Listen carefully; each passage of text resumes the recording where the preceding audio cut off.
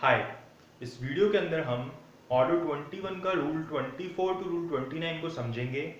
इससे पहले हम रूल 23 तक कवर कर चुके हैं और हमने इससे रिलेटेड जो सेक्शंस है सीपीसी के अंदर वो भी कवर कर लिए हैं, तो आप उनको देख सकते हैं। अब हम रूल 24 से रूल 29 को कवर करते हैं। इसके अंदर दो टॉपिक्स आ जाते हैं। पहला होता है कि प्रोसेस ऑफ एग्जीक्यूशन, की किस तरीके से या क्या प्रोसेस फॉलो होता है एग्जीक्यूशन को करने के अंदर, और दूसरा स्टे ऑफ एग्जीक्यूशन, की एग्जीक्यूशन के ऊपर कब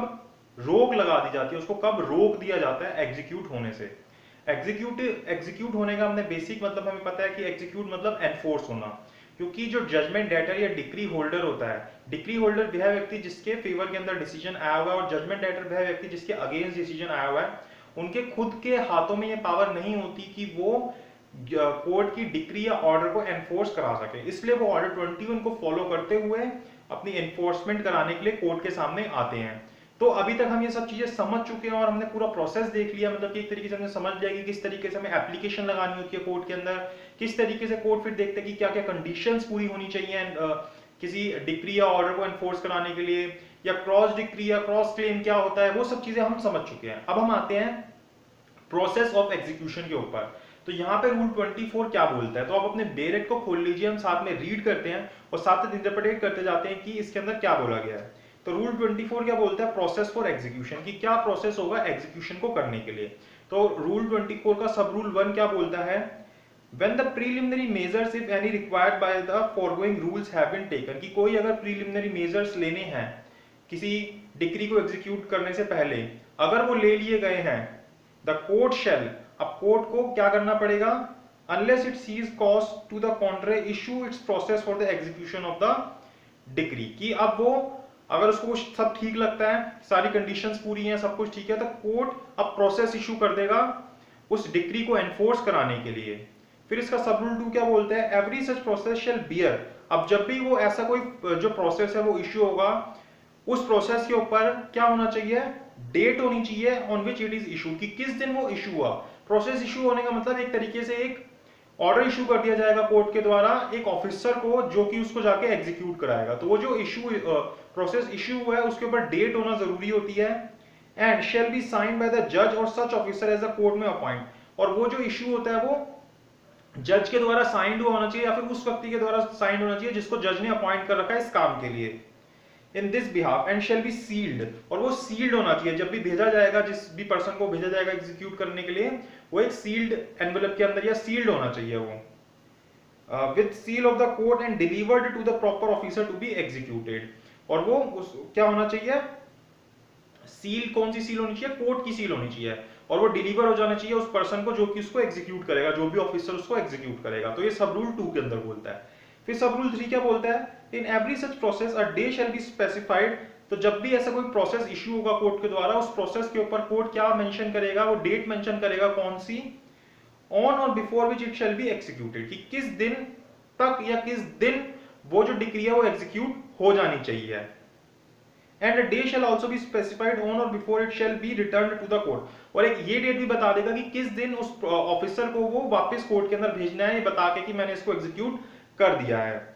but no process shall be deemed to be void if no day for return is specified therein, अगर कोर्ट ये करना भूल गया, वो डेट बताना भूल गया कि किस दिन आपको कोर्ट में वापस आकर रिपोर्ट करना है, किस दिन कोर्ट में वापस भेजना है, तो उसकी वजह से वो जो प्रोसेस है वो कोई खराब नहीं हो जाएगा, विशेट नहीं हो जाएगा, ऐसा नहीं कि उसकी कोई वैल्यू नहीं रहेगी, उससे कोई फर्क नहीं पड़ेगा। फिर रूल 25 क्या बोलता है, रूल 25 बोलता है एंडोर्समेंट ऑन प्रोसेस, की जो प्रोसेस है उसके ऊपर एंडोर्समेंट की जाएगी। इसका मतलब क्या होता है कि the officer entrusted with the execution of the process shall endorse there on the day and the manner in which it was executed. Endorse मतलब कि जिस पर्सन को, जिस ऑफिसर को ऑथराइज किया गया कोर्ट के द्वारा उसको एग्जीक्यूट करने के लिए, वो ऑफिसर उस प्रोसेस के ऊपर ये मेंशन करेगा कि किस दिन उसने वो जो कोर्ट का प्रोसेस है वो एग्जीक्यूट किया और किस तरीके से किया, किस मैनर के अंदर किया, तो वो उसके ऊपर मेंशन कर देगा। इसी को एंडोर्समेंट बोलते हैं।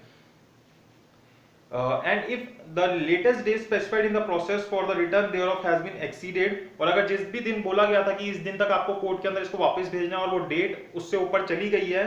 द रीजन ऑफ डिले, तो उस प्रोसेस के ऊपर वो रीजन ऑफ डिले भी लिखेगा। और if it was not executed, the reason why it was not executed, और अगर वो एग्जीक्यूट ही नहीं कर पाया उस प्रोसेस को, तो उसके ऊपर वो रीजन भी लिखेगा कि क्यों उसने उस प्रोसेस को एग्जीक्यूट नहीं किया। And shall return the process with the such endorsement to the court, और फिर वो उसको जो प्रोसेस है वो उस एंडोर्समेंट के साथ कोर्ट के पास वापस भेज देगा। फिर सब रूल 2 क्या बोलता है, where the endorsement is to the effect that such officer is unable to execute the process, जहां पे वो ऑफिसर जो है अनेबल है उस प्रोसेस को एग्जीक्यूट करने के लिए, उस केस के अंदर the court shell examine him touching his एलिज्ड inability. अब कोर्ट जो है उसको एग्जामिन करेगा कि भाई इसने जो बोला है इसके ऊपर इनएबिलिटी क्यों है, इसको क्यों नहीं कर पाया।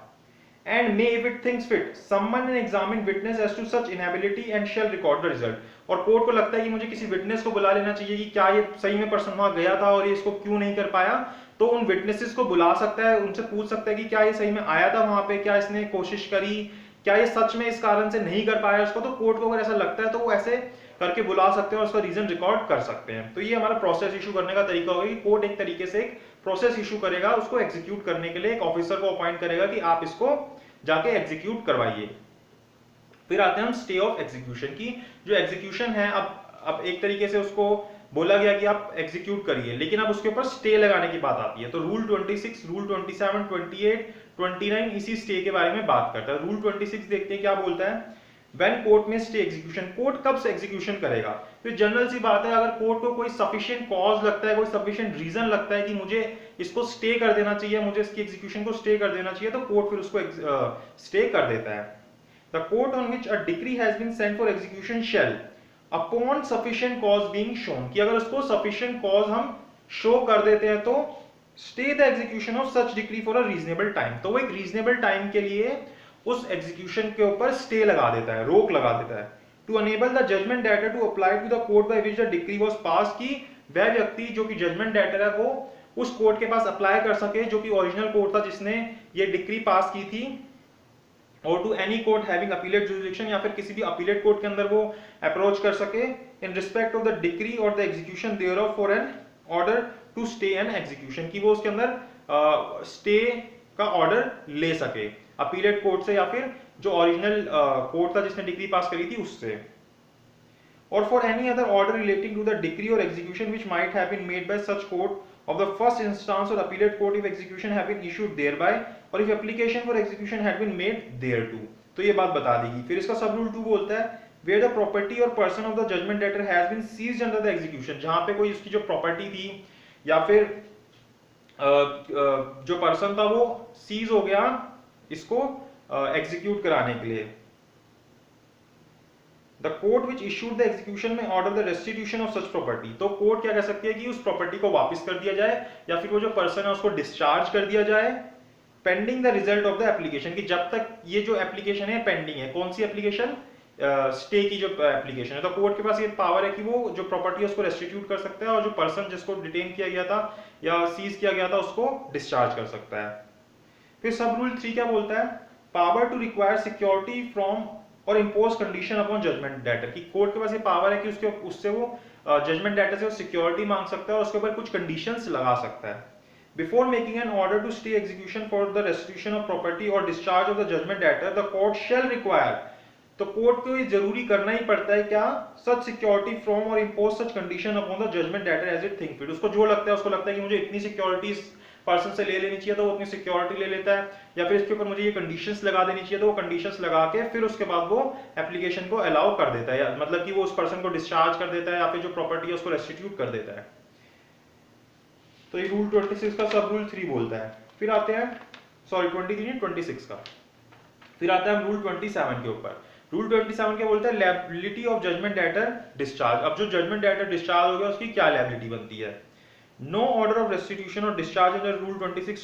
shall prevent the property or person of the judgment debtor from being retaken in execution of the decree sent for execution, की ये जो Rule 26 है ये पावर नहीं दे देता, रीटेकन की पावर नहीं दे देता जो पर्सन जो property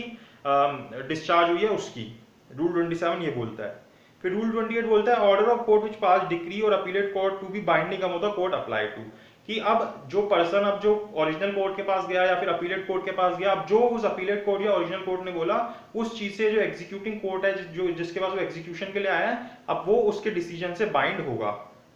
An order of the court by which the decree was passed or such court of appeal as aforesaid in relation to the execution of such decree shall be binding upon the court to which the decree was sent for execution. तो execution वाले court के ऊपर अब वो चीज उनकी binding हो जाएगी, जो भी अपीलेट कोर्ट ने बोला या फिर जो भी ओरिजिनल कोर्ट ने बोला। फिर रूल 29 बोलता है stay of execution pending suit between decree holder and judgment debtor. क्या कह रहा है इसके अंदर, where the suit is pending in any court against the holder of a decree, कि भाई जो डिक्री होल्डर है और जो जजमेंट डेटर है उनके बीच में कोई और सूट कोर्ट के अंदर पेंडिंग है, ऑफ सच कोर्ट और of a decree which being executed by such court on the part of the person against whom the decree was passed, the court may on such term as to security or otherwise as it think fit stay the execution of decree until the pending suit has been closed। कि जब तक कि वो जो दूसरा suit अभी pending है तब तक के लिए इसके ऊपर वो स्टे लगा सकता है कि अभी इसको एग्जीक्यूट ना किया जाए, जब तक कि वो जो दूसरा सूट चल रहा है जिसके अंदर सेम पार्टीज हैं, डिक्री होल्डर जजमेंट डेटर है, जब तक कि वो खत्म नहीं हो जाता तब तक इसकी एग्जीक्यूशन के ऊपर स्टे लगा दिया जाए। तो ये रूल 29 के अंदर बोला गया। फिर इसके बाद जो है अगले जो टॉपिक्स है मोड ऑफ एग्जीक्यूशन या